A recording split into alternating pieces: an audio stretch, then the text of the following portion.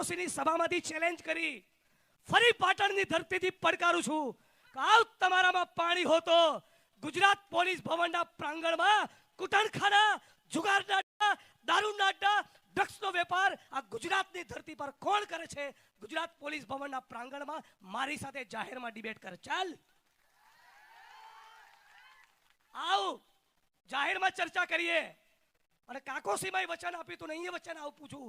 9મા પાઠ્યપુસ્તકનો કોઈ સવાલ તને નહીં પૂછું. પણ નક્કી કર્યું છે કોંગ્રેસ પાર્ટીએ, દુનિયા થાય ખેડૂતોના દેવા માફ ના થાય ત્યાં સુધી આ ઇન્કલાબ રોકાવાનો નથી. દુનિયા થાય દારૂ જુગારના મુદ્દે કોન્ક્રીટ પરિણામ ના લાવીએ, ડ્રગ્સના કાળા કારોબારનો ખાત્મો ના કરીએ ત્યાં સુધી અમે અમારો પરિશ્રમ છોડવાના નથી. અને એટલે નારો આપ્યો છે કે ગુજરાતના ખેડૂતોના દેવા માફ કરો અને ડ્રગ્સના ધંધા સાફ કરો. આ મુહિમને લઈને અમારી જન આક્રોશ રેલી નીકળી છે. મારી બહેનો અને માતાઓને ખાસ કહું અને પાટણવાસીઓ તમને કહું, આ વિડીયો વડગામ પહોંચશે, વડગામના લોકોને પણ કહું, ગુજરાતના ખૂણે ખૂણે બેઠેલા લોકોને કહું કે આ તમારું ઇન્સલ્ટ અને અપમાન છે. આપણા મોહલ્લાની બહેનો માતાઓ સતત કહેતી હોય, આપણા યુવાનો અને વડીલો સતત કહેતા હોય અને એક બે બદમાશ બુટલેગરો એ દારૂનો ધંધો ગામમાં બંધ ના કરે, એ આપણા માટે પણ એક શરમનો વિષય છે. અને પોલીસના મિત્રોને પણ કહું છું, જે પ્રમાણિક છે, ઈમાનદાર છે, નિષ્ઠાવાન છે, રાજ્યની રાષ્ટ્રની સેવા કરે છે, એને પણ પાટણની ધરતી પરથી સલામ કરું છું અને વંદન કરું છું. પણ જે કોઠા કબાડા કરે છે, જે લોકો દારૂ અને ડ્રગ્સમાંથી કમાય છે, એમના પટ્ટા તો ઉતરવા જોઈએ. અને એટલું જ નહીં, ધારાસભ્યો, સંસદ સભ્યો, મંત્રીઓ, આઈએસ આઈપીએસ ઓફિસર, મીડિયાના માણસો, ઉદ્યોગપતિઓ જે પણ ખોટું કરે, મારા તમારા સહિત એ બધાના પટ્ટા ઉતરવા જોઈએ. ખોટું કરવું નહીં અને કોઈના બાપથી ડરવું. હે હર્ષભાઈ સંઘવી, હવે તો તમારે ખુશીઓ મનાવવાનો સમય છે. તમારી પાર્ટીને આગળ લઈ જવાનો સમય છે. અને એના માટે જિગ્નેશભાઈ મેવાણીએ ઓપન ચેલેન્જ તમને આપી દીધી છે.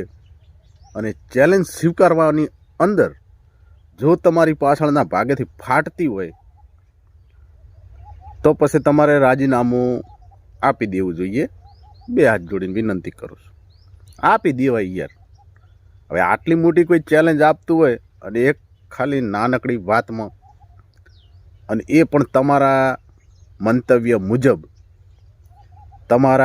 તમારી વિચારધારણા મુજબ તમને કોઈ ચેલેન્જ આપતું હોય અને એટલી ચેલેન્જ જો તમે પૂરી કરી ના શકતા હોય તો મારા સાહેબ તમારે ખરેખર રાજીનામું આપી દેવું જોઈએ. તો આ ગુજરાત, આ અસહાય, આ પીડિત લોકો, આ બધા તમારા ત્રાસમાંથી મુક્ત થઈ શકે. શું ચેલેન્જ આપી એ પણ તમને સંભળાવી દઉં.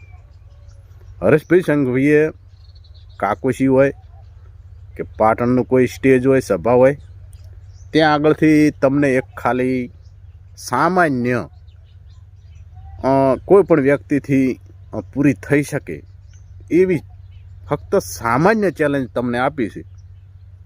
તો હવે એ ચેલેન્જ પૂરી કરવામાં જો તમારી ફાટતી હોય, તમારા રૂવાડા ઊભા થઈ જતા હોય, તમારી ખુરશીના પાયા ડગમગી જતા હોય તો તમારામાં ધિક્કાર કહેવાય. તમે નેતાને યોગ્ય કહેવાય જ નહીં, તમે જનતાના પ્રતિનિધિત્વ કહેવાય જ નહીં.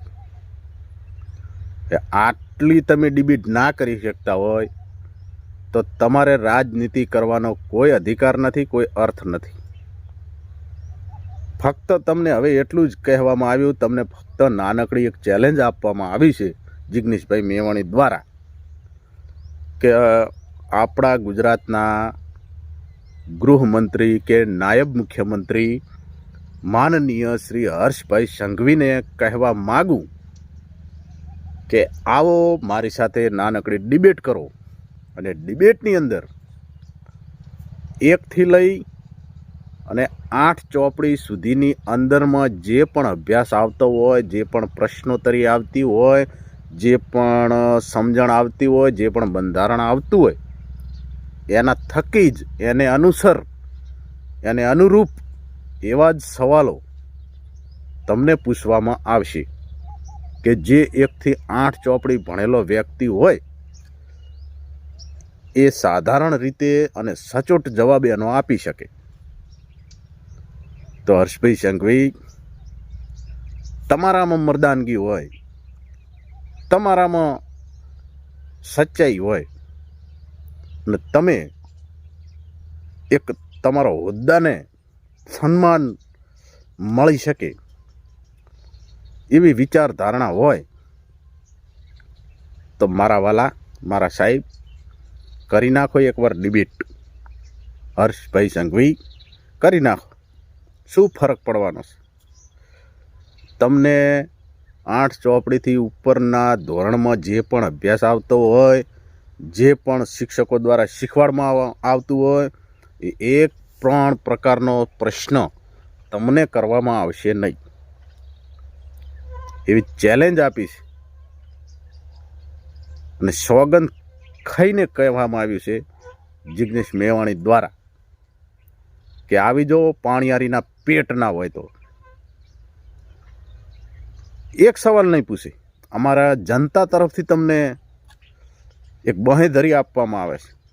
ગુજરાતની પીડિત જનતા, દારૂ ડ્રગ્સથી પીડિત જનતા, આ દરેક જનતા તરફથી જિગ્નેશભાઈ મેવાણી વતી અમારે દરેક તરફથી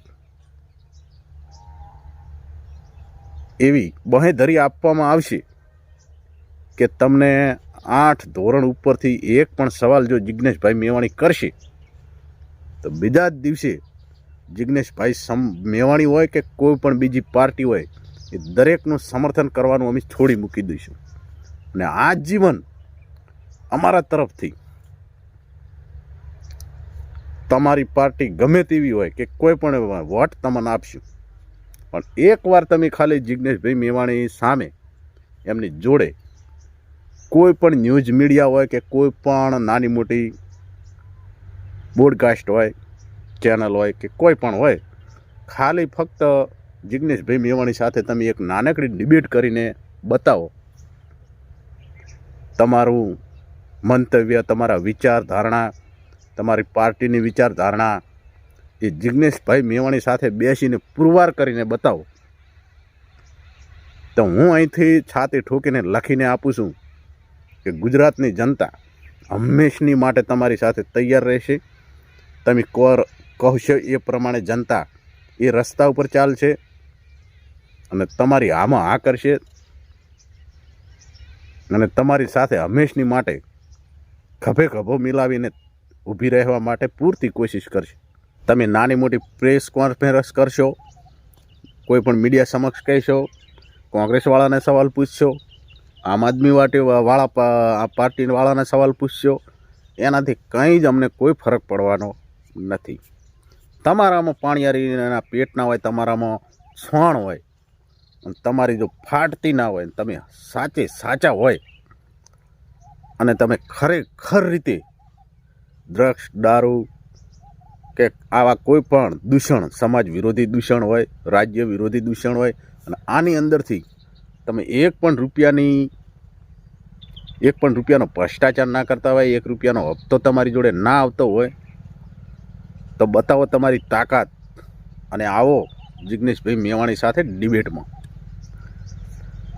એકવાર આવો યાર, તો ગુજરાતની જનતાને એમ થાય કે ના, મારો બેટો છે આપણો નાયબ મુખ્યમંત્રી કે આજે ડિબેટમાં આવ્યો. એક પણ ડિબેટ તો બતાવો તમારી, એક ડિબેટ બતાવો. અને હજુય સમય છે. આ જનતા, ગુજરાતની પબ્લિક, ગુજરાતની જનતા તમને સમય આપી રહી છે કે કોઈ પણ સમયે સમય તમે નક્કી કરો, તારીખ તમે નક્કી કરો, બધું તમે નક્કી કરો. મીડિયાવાળા પણ તમારા લાવો, મીડિયાવાળા ન્યૂઝરૂમ જેવા લાવજો એટલે તમારા તરફમાં બોલી શકે. બાકી નિર્ભય ન્યૂઝ, જમાવટ, ગુજરાત આજ તક, કાંતિમાર્ગ આવા મીડિયાવાળા ના લાવતા, ન કે તમારે શરમથી તમારું માથું ઝુકાવવું પડશે.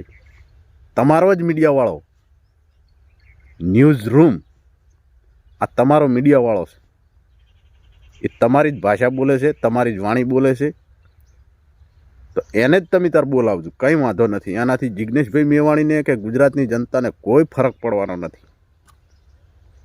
તમારા જ ખોળામાંથી ઉત્પન્ન થયેલા ન્યૂઝ રૂમ મીડિયા જે અત્યારે સોશિયલ મીડિયામાં પોતે ગુજરાતના માલિક સમજીને બેસી ગયા છે, એ ન્યૂઝ રૂમ મીડિયાવાળાને જ તમે લાવો અને એના જ સ્ટુડિયોની અંદર જિજ્ઞેશભાઈ મેવાણી સાથે તમે ડિબેટ કરો, બરાબર? નહીંતર તમને એમ થશે કે ચલો આ મીડિયા આનું તાણે, આ મીડિયા ફલાણુંનું તાણે, પણ ન્યૂઝ રૂમ મીડિયા તમારી છે, ભાજપની, તમારી ભાષા બોલે છે. એટલે એટલા માટે જ તમને કહું છું કે ન્યૂઝ રૂમવાળાને તમે લાવો. એમાં બે ભાઈઓ છે, એ બે ભાઈઓ જિજ્ઞેશભાઈને સવાલ કરશે અને તમને સવાલ કરશે, અને એમાં તમારી પ્રામાણિકતા સાબિત કરીને બતાવો. પછી અમને ગર્વ થશે કે આ 8 ચોપડીને અમે વોટ આપ્યા, એના ઉપરથી અમે ગર્વ લઈ શકીએ. હવે અમુક તમારા ખોળે બેસેલા, ભારતીય જનતા પાર્ટીના ખોળે બેસેલા દરેક વ્યક્તિઓ હર્ષભાઈ સંઘવીને એક જ સવાલ કરે છે કે તમે છો કોણ? પોલીસના પટ્ટા ઉતારવાવાળા તમે છો કોણ? તો એની અમારા ગુજરાતની જનતા વતી અમારી મા સમાન કહી શકાય એવી અમારી ગુજરાતની જનતાના સમર્થનમાં આવી અને અમારી ગુજરાતની જનતાના ભાગરૂપે જિજ્ઞેશભાઈ મેવાણીને પણ એમણે ઠપકો આપ્યો છે. તમે ફક્ત તમે કહેશો કે જિજ્ઞેશભાઈ મેવાણી પહેલાં તમે છો કોણ, તમે પટ્ટા કેવી રીતે ઉતારી શકો, તો એના જવાબમાં તમારા સમર્થનમાં આવી અને અમારા જનતામાંથી એક અમારી મહિલા જે મા સમાન અમારા સમાજની કહી શકાય, એમને એક સરસ મજાનો જિજ્ઞેશભાઈ મેવાણીને સંદેશ આપ્યો છે કે તમે છો કોણ પટ્ટા ઉતારવાવાળા? તો હર્ષભાઈ સંઘવી, તમારે સાંભળવું હોય તો સાંભળી લો, બરાબર? સાંભળો તાર. જય શ્રી કૃષ્ણ. આપ સૌને પરમાર કૈલાસબેનના જય શ્રી કૃષ્ણ. આ વિડીયો સ્પેશિયલ જિજ્ઞેશ મેવાણી માટે. જિજ્ઞેશભાઈ મેવાણી, તમે છો કોણ પોલીસવાળાના પટ્ટા ઉતારવાવાળા? ક્યારે તમે જન્મ્યા? પોલીસના પટ્ટા ઉતારવાવાળા કોઈ જન્મ્યા જ નથી. એટલે આટલી બધી ઉતાવળ કરવામાં મારા વીરા, શાંતિ રાખો અને વિડીયો આખો જોજો. વિડીયો આખો જોયા વગર કાંઈ પણ નિર્ણય કોઈ લેતા નહીં. જેની બેન દીકરીઓ, જેના ઘરવાળા દારૂ પીવે છે અને જેના પોતાના પેટના જણ્યાને લઈને બાપના ઘરે જઈને લાચારીવાળી જિંદગી જીવે છે, તો જીવવા દો ને. તમે સૌ કોણ પોલીસના પટ્ટા ઉતારવાવાળા? જેનો ધણી દારૂ પીવે છે, એ દીકરી પોતાના બાપના ઘરે જઈ અને બાળકોને સારા ભવિષ્ય માટે સ્કૂલે ભણાવે છે, અને એ દીકરીનો બાપ પણ મરી જાય છે અને એ લાચાર જિંદગી જીવે છે, તો જીવવા દો ને. તમે સૌ કોણ પોલીસના પટ્ટા ઉતારવાવાળા? તમે સૌ કોણ જેના જમાયું દારૂ પીએ અને કોકની કાળજાના કટકા જેવી દીકરીઓને મારે છો, તો મારવા દો ને. તમે સૌ કોણ દારૂના હપ્તા ઉઘરાવાવાળા, પોલીસનો વિરોધ કરનારા કોણ છો તમે? જે બેનું દીકરીઓના ધણી દારૂ પીવે છે અને મારઝોડ કરે છે, ખરાબ રીતે મારે છે, અને એ દીકરીઓ લાચાર થઈને માર ખાઈ લે, તો ખાવા દો ને. તમે સૌ કોણ પોલીસના પટ્ટા ઉતારવાવાળા? એક લાચાર દીકરી નથી હારે રહી શકતી કે નથી પોતાના બાપના ઘરે રહી શકતી, જેનો ધણી અને દારૂ પીને હેરાન કરે છે અને એ નથી જીવી શકતી કે નથી મરી શકતી, પોતાના પેટના જણ્યા હાટું થઈને એને જીવવું પડે છે, તો જીવવા દો ને. તમે સૌ કોણ પોલીસના પટ્ટા ઉતારવાવાળા? જિજ્ઞેશ મેવાણી હાટું સ્પેશિયલ છે આ વિડીયો. જિજ્ઞેશ મેવાણી સુધી આ વિડીયો ન પહોંચે ને ત્યાં સુધી વિડીયોને રોકતા નહીં કોઈ. જેટલો બને એટલો વિડીયોને શેર કર્યા રાખજો, જેથી આ વિડીયો જિજ્ઞેશ મેવાણી સુધી પહોંચે. ડ્રગ્સ વેચાય છે, દારૂ વેચાય છે, ખુલ્લેઆમ વેચાય છે, તો વેચાવા દો ને. તમે સૌ કોણ પોલીસના પટ્ટા ઉતારવાવાળા?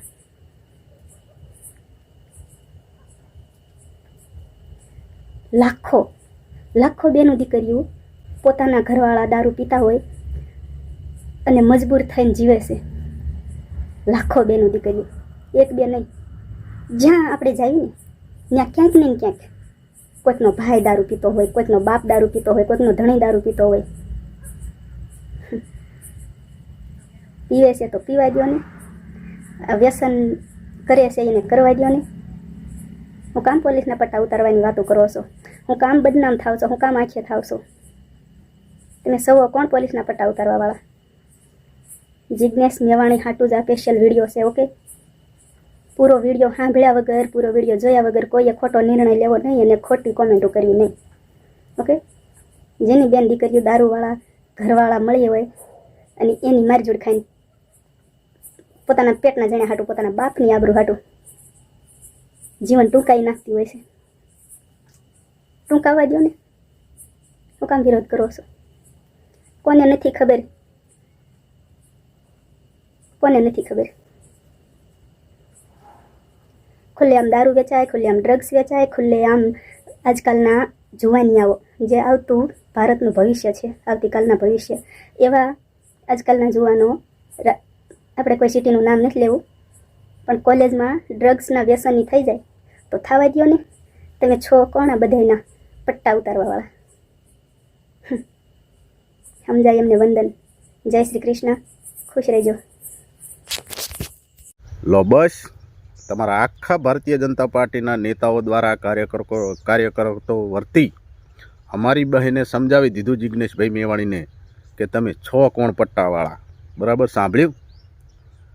તો આટલું તમે સાંભળવા મળતું હોય, તમને કોઈ 8 પાસ 9મું ફેલ કહી જાય અને એ શબ્દો તમને સીધા તમારા છાતીમાં ઘા લાગતા હોય, તમારો ઈગો હટી જતો હોય, તો એકવાર અમારા ગુજરાતની જનતા વતી હું હાથ જોડીને કહું છું કે એકવાર મારા સાહેબ, મારા નાયબ મુખ્યમંત્રી, મારા ગુજરાતના ગૃહપ્રધાન એકવાર જિજ્ઞેશભાઈ મેવાણી સાથે ડિબેટ કરો, એટલે દૂધનું દૂધ અને પાણીનું પાણી થઈ જશે.